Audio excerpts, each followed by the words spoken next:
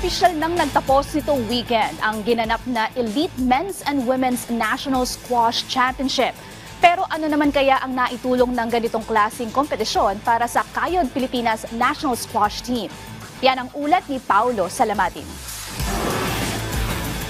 Makadiskubre ng mga bagong athletes. Yan ang isa sa mga layunin ng Philippine Squash Academy sa pag-oorganisa ng katatapos lang na Elite Men's and Women's Division 1 and 2 Philippine National Squash Championship nitong linggo sa National Squash Center sa Malate, Maynila.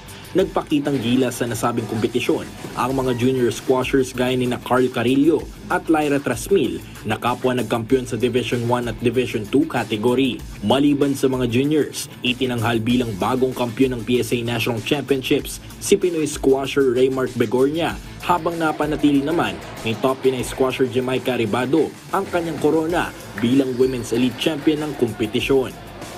Sobrang laking bagay para makatulong sa PSA ranking ko and mas malaking chance na mas makapag-participate ako ng mga mas malaking tournament. Tulad na po ng sumali sa mga satellite 3K na PSA event.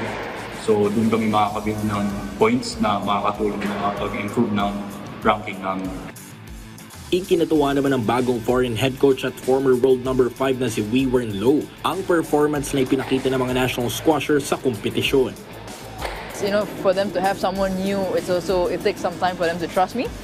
So I think we are working towards that and we're starting to see a little bit more results with the players. Sa ngayon, patuloy pa rin sa arawang pag-ensayo ang koponan bilang paghahanda sa dalawang magkasunod na kompetisyon sa susunod na buwan. Paulo Salamatin para sa Pambansang TV sa Bagong Pilipinas.